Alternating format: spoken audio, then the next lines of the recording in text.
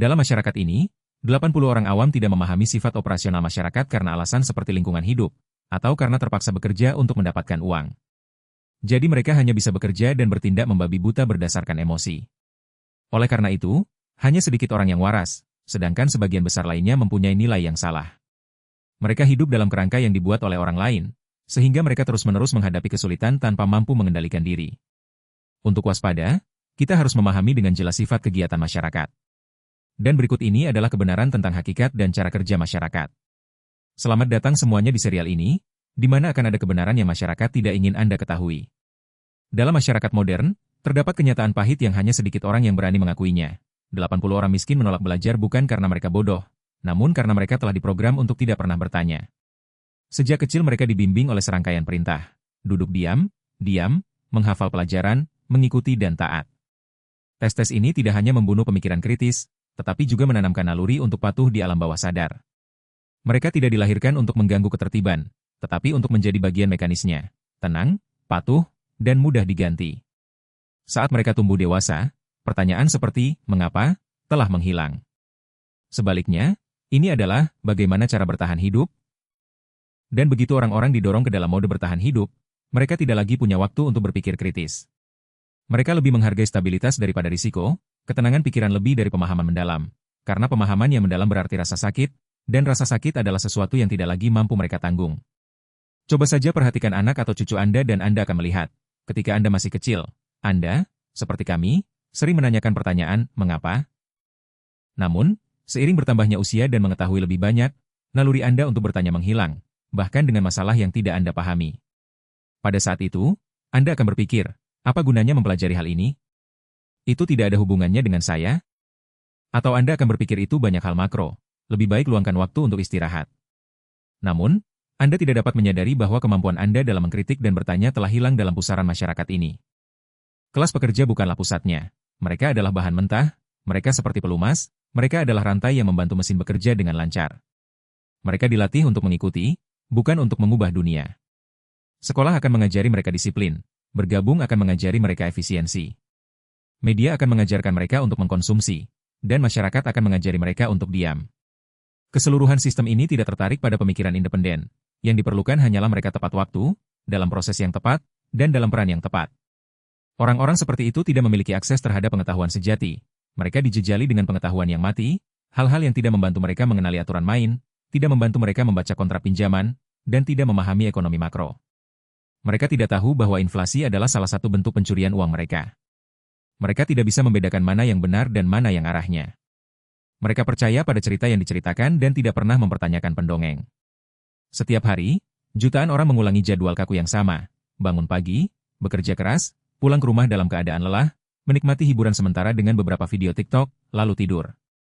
Siklus itu bisa berlangsung berpuluh-puluh tahun hingga mereka lenyap sama sekali, tanpa harta apapun, tanpa pengetahuan. Mereka meninggal dengan cara mereka hidup, jadi tidak jelas mengapa hal-hal terjadi seperti itu. Dan ironisnya, sepanjang hidup mereka selalu percaya bahwa mereka sedang berusaha, namun upaya buta itu hanyalah alasan untuk mempertahankan siklus perbudakan. Mereka tidak tahu bahwa setiap menit yang mereka habiskan untuk membajak tanpa bertanya adalah setiap menit mereka dengan sukarela mundur ke dalam permainan yang dikendalikan oleh mereka yang memahami aturan. Inti permasalahannya bukan terletak pada kapasitas intelektual. Masyarakat ini tidak ingin mereka mengerti. Dan ketika mereka paham, mereka akan bertanya. Ketika mereka bertanya, mereka akan protes, dan sistem ini hanya ada ketika masa diam dan tunduk. Pendidikan massal, mesin pembentuk kepribadian. Pendidikan massal tidak bisa disalahkan. Itu adalah suatu keharusan, tetapi tidak cukup untuk semua orang. Ini adalah desain yang lengkap, aneh dan tepat dalam setiap detailnya, untuk menciptakan orang-orang yang memadai, yaitu, mampu membaca, menulis, bekerja tepat waktu, mematuhi perintah dan takut terhadap apa yang di luar norma. Mesin ini tidak memiliki tugas untuk melatih para jenius, dan tidak perlu membina para pemberontak. Pendidikan massal lahir untuk menjaga ketertiban. Ia menghasilkan teknisi, pegawai negeri, dan bawahan, tetapi tidak menghasilkan pemimpin, pencipta, atau penanya. Jika Anda pernah bertanya-tanya mengapa seseorang yang sudah belajar selama 12 tahun masih belum tahu dari mana uang berasal, masih belum mengerti mengapa harus membayar asuransi atau bagaimana menjalankan sistem perpajakan, jawabannya sangat sederhana, karena sistem pendidikan tidak pernah bermaksud mengajari Anda hal-hal tersebut. Situasi ini tidak hanya terjadi di Vietnam, tetapi bahkan di Amerika, yang dianggap sebagai mercusuar kebebasan. Pemikir seperti Noam Chomsky telah lama memperingatkan bahwa pendidikan tidak menumbuhkan pemikiran kritis, namun menumbuhkan konformitas. Siswa Amerika tumbuh di ruang kelas yang terstandarisasi, ujian yang terstandarisasi, dan masa depan yang terstandarisasi. Kreativitas terhambat karena nilai, skeptisisme dicap tidak logis, dan perbedaan dianggap sebagai kesalahan sistemik. Setiap negara modern mengandalkan sistem yang sama, karena sistem ini sangat efisien dalam menghasilkan tenaga kerja seperti mesin biologis yang bekerja tanpa kenal lelah dan hanya takut akan tanggung jawab. Dan apa hasil dari model pendidikan ini? Jutaan anak muda dilahirkan dengan kepala kosong dan hati penuh ketakutan. Mereka takut gagal, takut salah, takut bertanya.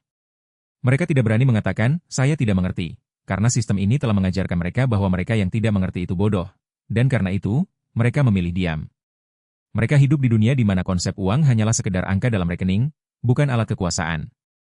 Mereka tidak mengetahui bahwa di balik setiap produk yang mereka beli, setiap keuntungan yang mereka sumbangkan, setiap gaji yang mereka terima terdapat lapisan manfaat yang tumpang tindih yang tidak boleh mereka lihat. Pendidikan massal menyembunyikan semua hal tersebut bukan karena hal tersebut tidak disengaja, namun karena hal tersebut harus dilakukan agar masyarakat dapat terus beroperasi dalam kesenjangan, yang miskin menderita, yang kaya mengendalikan permainan. Dan dalam rantai tersebut, pendidikan massal adalah mata rantai pertama, yang mengikat manusia erat-erat pada mesin yang beroperasi dengan tali yang disebut stabilitas. Logika operasi masyarakat. Permainan tanpa juri.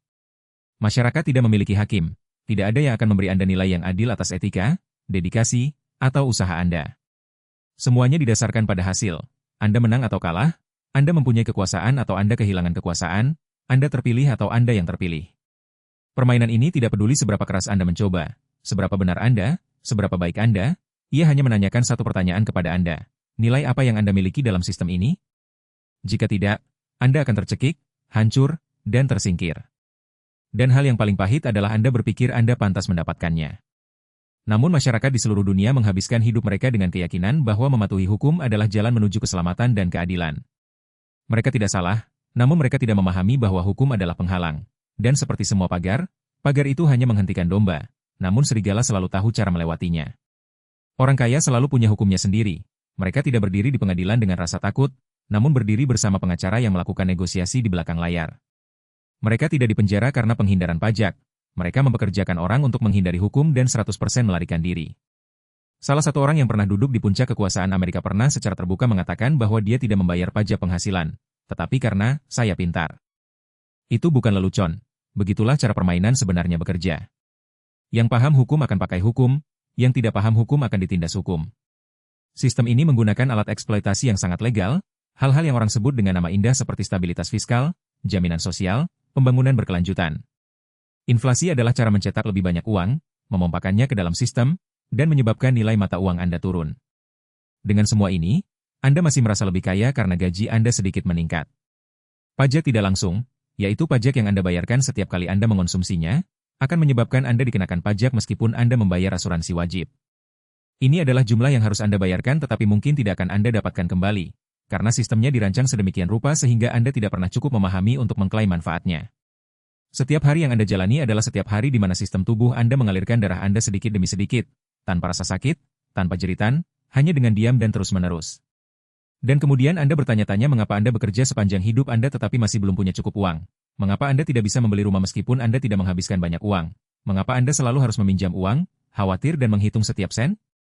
Jawabannya adalah karena Anda memainkan permainan yang aturannya tidak Anda pahami. Anda dilemparkan ke dalam permainan di mana orang lain telah mengatur aturannya. Dan setiap kali Anda kalah, Anda menyalahkan diri sendiri karena tidak berusaha cukup keras, tidak cukup menabung. Dan walaupun para pemenang, orang kaya dan orang bijak tidak berusaha lebih keras dari Anda, mereka hanya lebih pintar dari Anda. Mereka melihat pintu tersembunyi di balik tabir moralitas, hukum dan propaganda. Bagi Anda, jika Anda tidak bangun, Anda akan terus menjadi badan alat, membayar pajak dan kemudian dengan bingung bertanya-tanya, mengapa, ketika semuanya sudah terlambat. Hubungan, semua didasarkan pada manfaat antar manusia.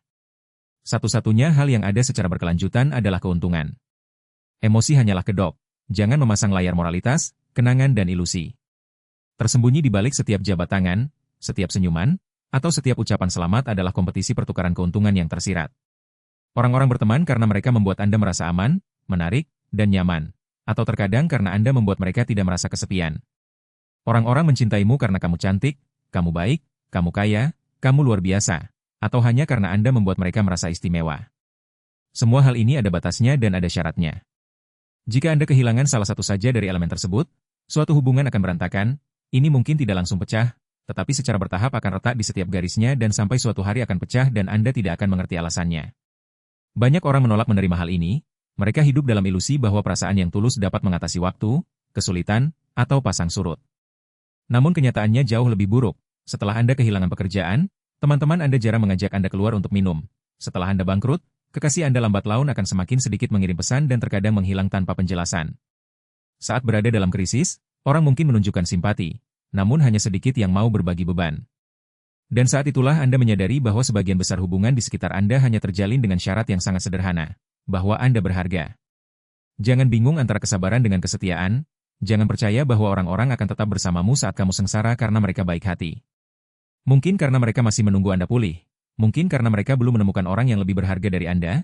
Kadang-kadang hanya orang-orang yang belum tertantang oleh keuntungan yang lebih besar. Dan ketika manfaat muncul seperti peluang promosi, hubungan kekuasaan, seseorang yang lebih menonjol dari Anda, orang tersebut akan pergi tanpa merasa bersalah. Karena dalam hati mereka, itu bukanlah pengkhianatan melainkan pilihan yang wajar. Masyarakat tidak akan menghakimi mereka yang memilih manfaat, namun masyarakat hanya akan menilai mereka yang salah memilih manfaat. Salah satu ilusi yang paling berbahaya adalah keyakinan bahwa Anda dapat hidup dengan emosi. Percaya bahwa jika Anda cukup baik hati, cukup tulus, orang lain tidak akan tega menyakiti Anda. Namun, sifat manfaatnya tidak berbeda, tidak peduli siapa Anda atau apa yang telah Anda lakukan. Ia hanya bertanya, apa yang kamu bawakan untukku hari ini?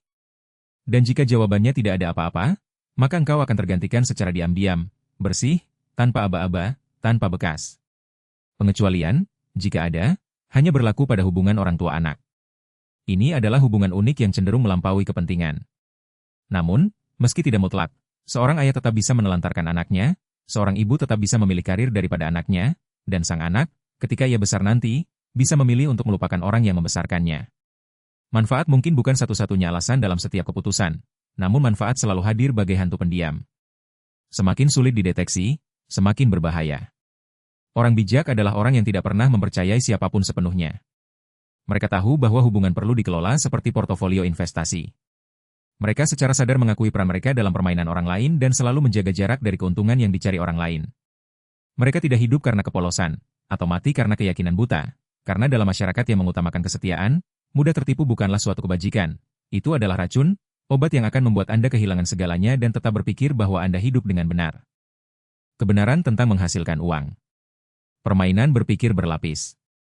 Menghasilkan uang bukanlah soal kecerdasan atau keterampilan.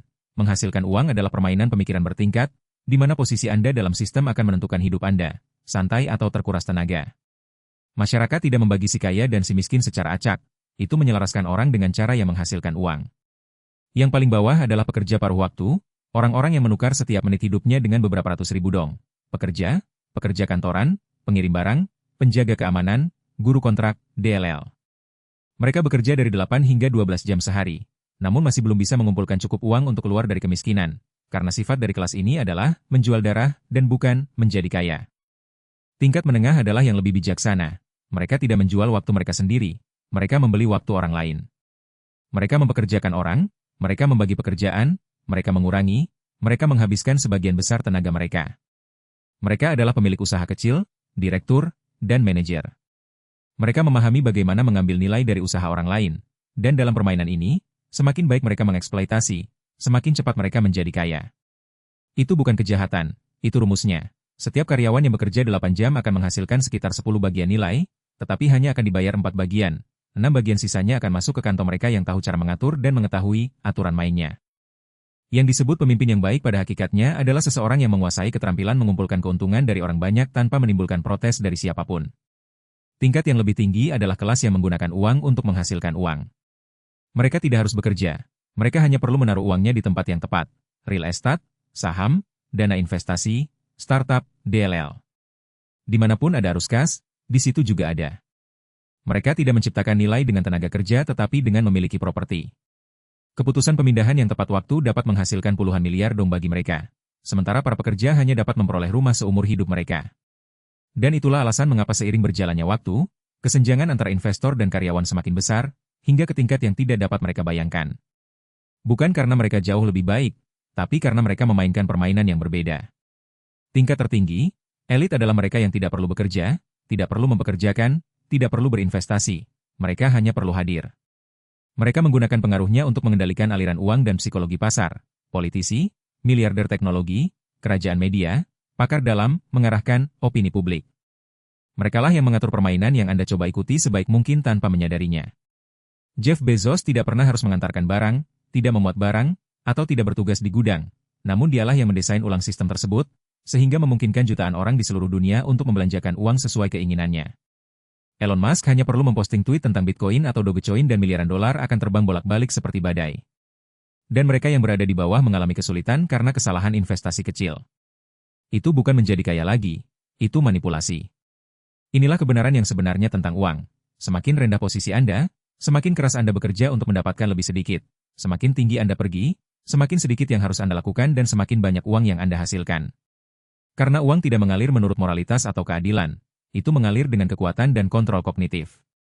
Jika Anda tidak mengubah pemikiran Anda akan hancur dalam permainan ini, menjalani sisa hidup Anda di level terendah dan kemudian mati dengan keyakinan bodoh bahwa Anda telah menjalani kehidupan yang baik.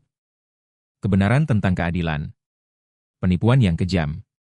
Keadilan mutlak adalah salah satu kebohongan yang diatur dengan paling sempurna dalam menipu orang.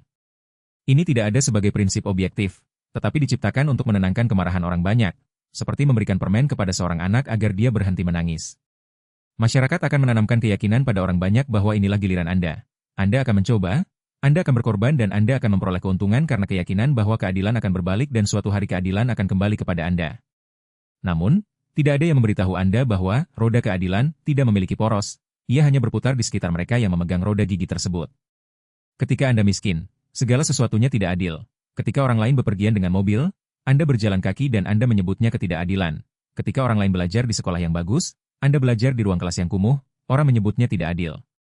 Namun, ketika Anda punya uang, Anda tidak akan menganggapnya sebagai masalah lagi.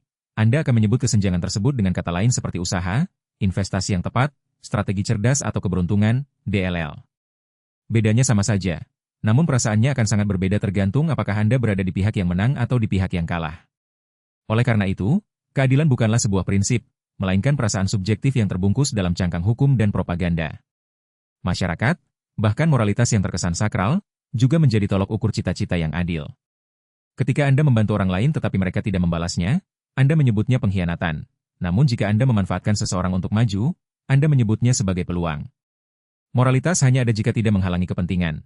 Ketika manfaatnya cukup besar, orang akan membenarkan setiap tindakannya dengan alasan tertentu yang terdengar masuk akal. Orang-orang akan menyebut fitnah sebagai penting untuk pertumbuhan. Orang akan menyebut meninggalkan teman sebagai mengoptimalkan energi pribadi, dan orang-orang menyebut eksploitasi sebagai eksploitasi potensial. Kenyataannya adalah ketidakadilan bukanlah suatu kebetulan, melainkan suatu rancangan. Hal ini dipertahankan, dipelihara dan dilegitimasi. Itu tidak pernah hilang, itu hanya bergeser sesuai dengan posisi Anda dalam permainan. Saat Anda berada di posisi terbawah, ketidakadilan menjadi beban. Ketika Anda berada di puncak, ketidakadilan adalah sebuah keistimewaan. Bila Anda miskin, Anda didenda karena tidak membayar asuransi tepat waktu. Ketika Anda kaya, Anda akan menerima insentif pajak karena pembangunan ekonomi. Ketika Anda sengsara, Anda harus mengantri untuk mendapatkan manfaat. Ketika Anda kaya, Anda diundang untuk berkonsultasi mengenai kebijakan. Agar adil, ini adalah barang mewah, tidak untuk semua orang, dan itu bahkan tidak gratis.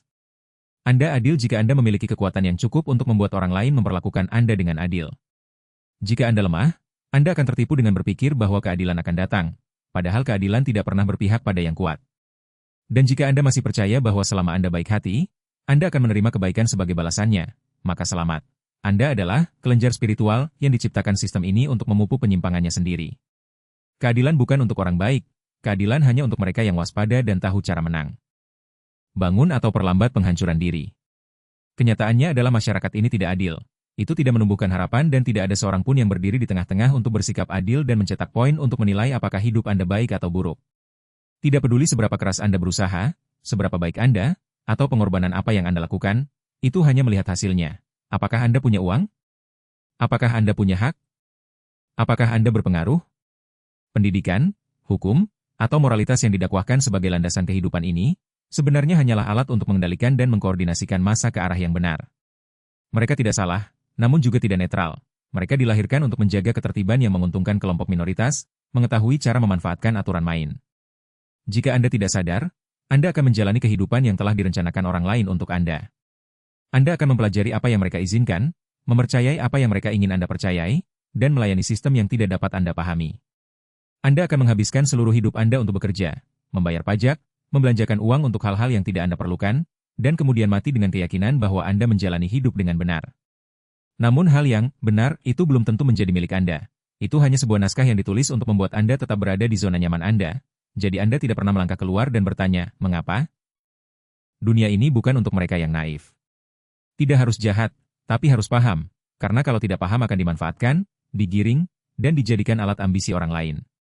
Dan begitulah cara Anda mati secara perlahan dan patuh, semacam penghancuran diri secara perlahan, tanpa tembakan, tanpa darah, hanya kematian yang tenang seperti orang yang tidak pernah benar-benar hidup.